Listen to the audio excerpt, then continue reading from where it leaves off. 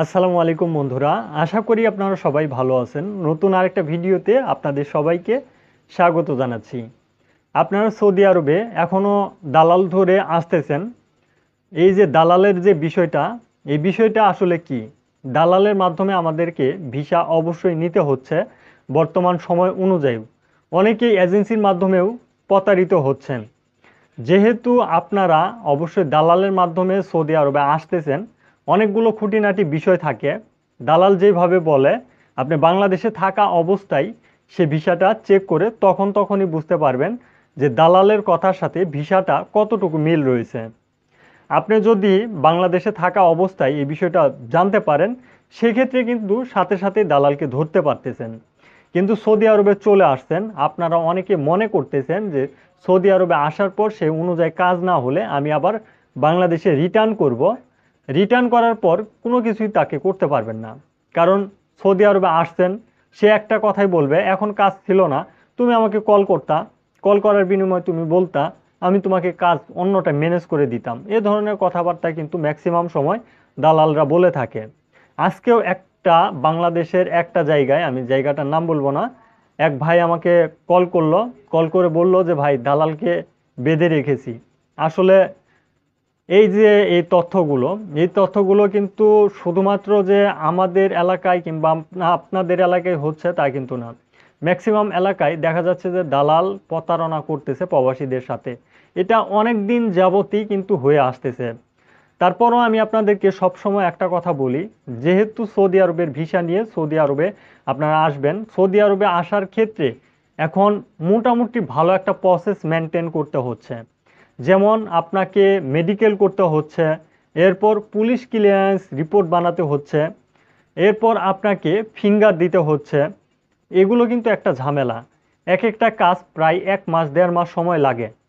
তো সেই ক্ষেত্রে সৌদি আরবের ভিসা আগে দেখা যেত যে 15 দিন কিংবা 1 মাসের মধ্যেই লাগতো।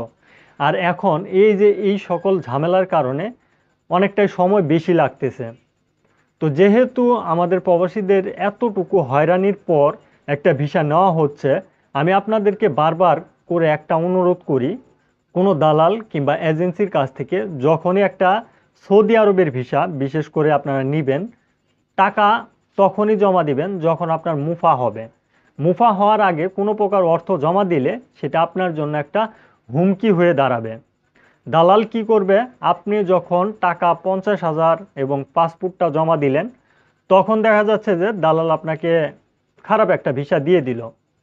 মানে আপনার মুফাতে খারাপ একটা ভিসার নাম আসলো, আপনাকে বলা হলো আরামকো কোম্পানি কিংবা আলমারাই কোম্পানি, টপ লেভেলের কোম্পানির কথা বলে আপনাকে ভিসা দেওয়া হলো।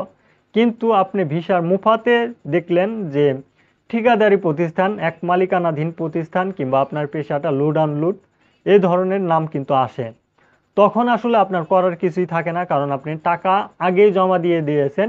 এখন যদি আপনি বলেন যে না, তোমার কথার সাথে ভিসার সাথে কোনো মিল নেই, আমি সৌদি আরবে যাব না, আমার টাকা ফেরত দাও, তখন কিন্তু বলবে যে তোমার এই টাকাটা আমি অবশ্যই একটা ইনভেস্ট করেছি, আর এই যে মুফাটা হয়েছে এটার কিন্তু একটা খরচ রয়েছে। সেই খরচটা হচ্ছে 70,000 টাকা। তুমি আমাকে আরও 20,000 টাকা দাও, তোমার ভিসাটা আমি ক্যান্সেল করে তোমার পাসপোর্ট তোমাকে দিয়ে দিই। তার মানে কি, আপনি কিন্তু তার কাছে জিম্মি হয়ে আছেন। এটাই কিন্তু বোঝা গেল। তো আপনাকে অবশ্যই যে বিষয়টা দেখতে হবে, আপনি দালালের কাছ থেকে ভিসা নেন, সমস্যা নেই। কারণ দালালের মাধ্যমে অনেকেই গেছে, যাওয়ার পর ভালো রয়েছে।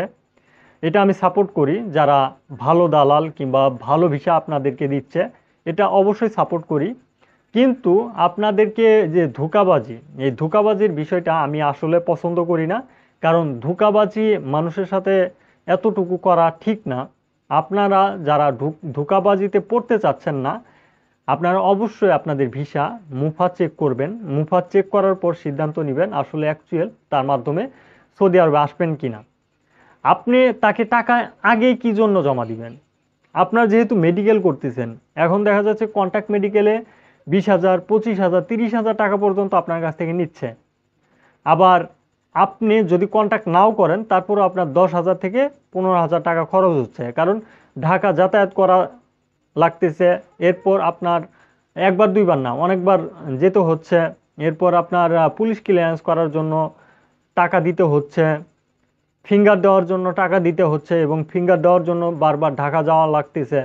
এটা কিন্তু আসলে একটা ইনভেস্টের মধ্যেই পড়ে। আপনার সময় ব্যয় হচ্ছে, পাশাপাশি আপনার কিন্তু অর্থেরও একটা ক্ষতি হচ্ছে। তো যেহেতু আপনি অর্থ ইনভেস্ট করতেই আছেন সৌদি আরবে যাওয়ার জন্যই, কিন্তু আপনি দালালকে এই বিষয়টা বলতে পারেন যে আমি তো মেডিকেল করতেছি, ফিঙ্গার দিচ্ছি, বিএমইটি কার্ড করতেছি, এটাই তো আমার ইনভেস্ট। আমি কি জন্য আরও বাড়তি টাকা তোমাকে দিব? তুমি মুফা করে দাও, তোমাকে আমি টাকা দেব। এভাবে আপনি বলতে পারেন।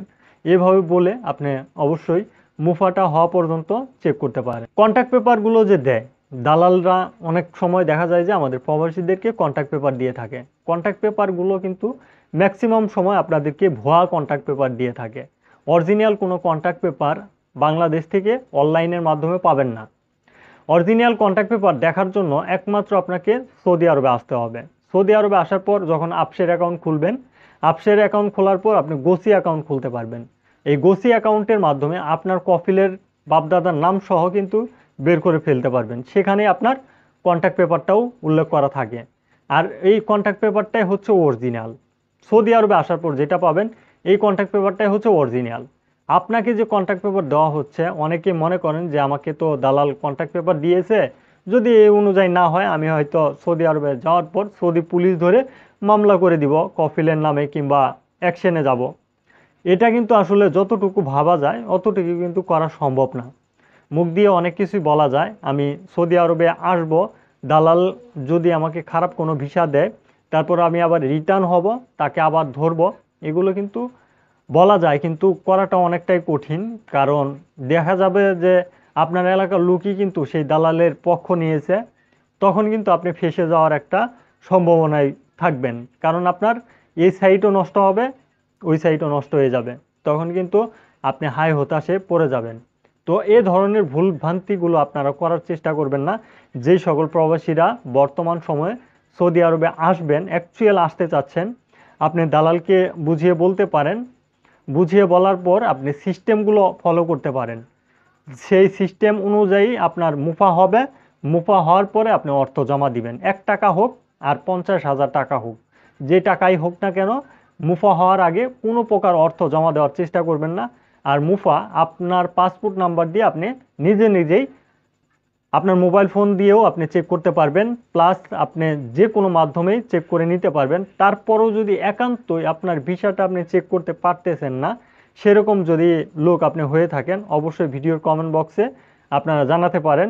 আপনার ভিসাটি আমরা চেক করে আপনাদেরকে জানিয়ে দিব সে ভিসাটা অ্যাকচুয়াল সাপ্লাই নাকি ডাইরেক্ট কোম্পানি, আপনার এই ভিসাটা কেমন হবে, এ টু জেড তথ্যগুলো আমাদের মাধ্যমে আপনারা জানতে পারবেন। যেহেতু আমাদের ভিডিওগুলো আপনারা ফলো করতেছেন, অবশ্যই এইটুকু হেল্প আপনারা করতে পারি। আর যে কন্ট্যাক্ট পেপারের বিষয়টা থাকে, সেই কন্ট্যাক্ট পেপারটা আপনারা আমাদেরকে পাঠাতে পারেন। কন্ট্যাক্ট পেপার পাঠাতে অবশ্যই যে সিস্টেমগুলো ফলো করতে হবে, অবশ্যই আমি পরবর্তীতে জানিয়ে দেওয়ার চেষ্টা করব। তবে অবশ্যই কে কে বর্তমান সময় নতুন ভিসা নিচ্ছেন, আমার এই ভিডিওতে কমেন্ট করার চেষ্টা করবেন। আপনাদেরকে সাজেশন আরও ভালোভাবে অফলাইনে দেওয়ার চেষ্টা করব। আজকের ভিডিওটি এ পর্যন্তই। ধন্যবাদ সবাইকে। সালামু আলাইকুম।